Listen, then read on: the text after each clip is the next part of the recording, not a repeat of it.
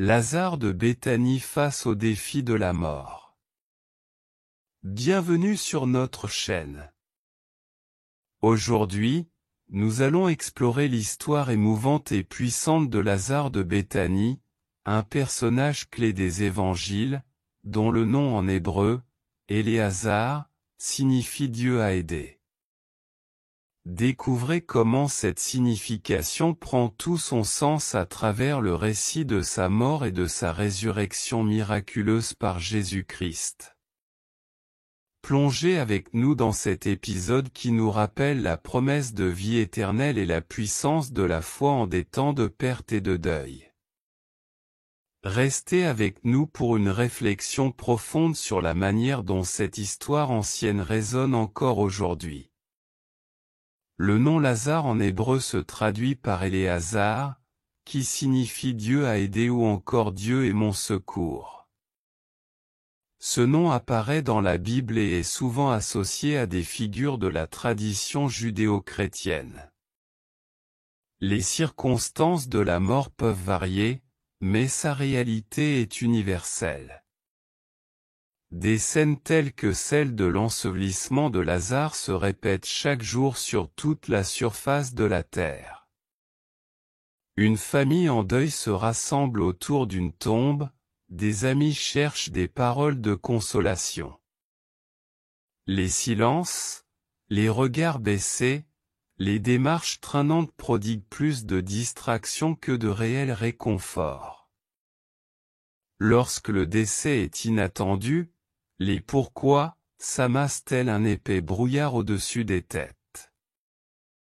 Nus à la fois par le chagrin et par le sens du devoir, des Juifs viennent de Jérusalem et des environs pour rendre un dernier hommage à un citoyen respecté de Béthanie.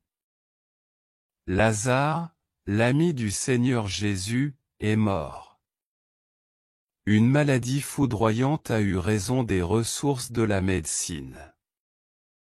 On a envoyé chercher le Seigneur Jésus, mais il arrive trop tard. La mort n'a pas attendu.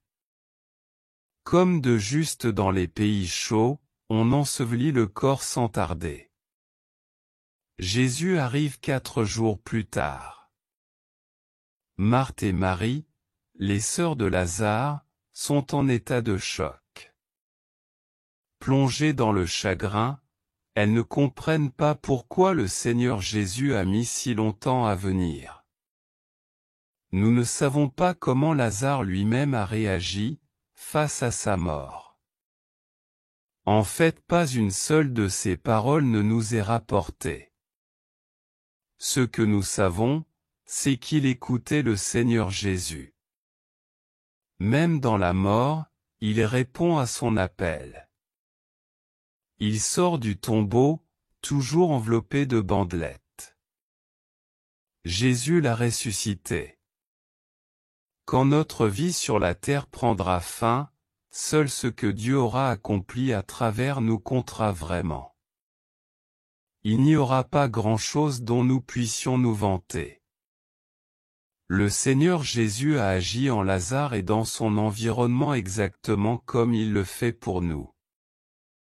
Notons que le Seigneur Jésus nous aime aussi comme il aimait Lazare et si nous l'écoutons, il nous ressuscitera aussi lors de son retour. Il nous invite à prendre part à son œuvre, mais nous ne devons jamais oublier qu'il fait beaucoup plus que nous ne pouvons être conscients. Toutefois, nous pouvons nous réjouir de ce qu'il fait avec le peu que nous mettons à sa disposition. La résurrection de Lazare soulève une question importante, nous attendons-nous à ce que, à notre mort, l'étape suivante consiste pour nous à entendre le Seigneur Jésus nous appeler par notre nom? Bien que les Saintes Écritures ne précisent pas l'âge de Lazare au moment de sa mort, nous pouvons dire que Lazare est parti dans le repos de Dieu au 1er siècle. Point fort. Lazare a régulièrement accueilli le Seigneur Jésus chez lui. Lazare a été ressuscité par Jésus après 4 jours dans la tombe. Leçon à retenir. Une fois que nous avons cédé à Dieu tous les droits de notre vie, nous ne pouvons prédire ce qu'il va en faire. Le cercle de relations du Seigneur Jésus ne se limitait pas à ses 12 disciples. La maladie et la mort peuvent servir à la gloire de Dieu. Descriptif. Lieu, Béthanie. Sœurs, Marthe et Marie. Verset clé, à cette nouvelle, Jésus dit, cette maladie n'aboutira pas à la mort, mais elle servira à la gloire de Dieu, afin qu'à travers elle la gloire du Fils de Dieu soit révélée. Jean chapitre 11, 4. Merci d'avoir suivi notre exploration de l'histoire de Lazare de Béthanie. Ce récit nous rappelle que, même face à la mort, la foi en Jésus-Christ nous offre l'espoir de la résurrection et de la vie éternelle. Comme Lazare, nous pouvons écouter et répondre à l'appel de Jésus, sachant qu'il a le pouvoir de transformer notre destin. La résurrection de Lazare n'est pas seulement un miracle isolé, mais une promesse pour chacun de nous. Alors, restons attentifs à sa voix et préparons-nous à répondre lorsque notre nom sera appelé.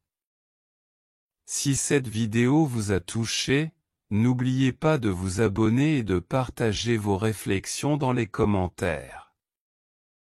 À bientôt pour de nouvelles explorations spirituelles.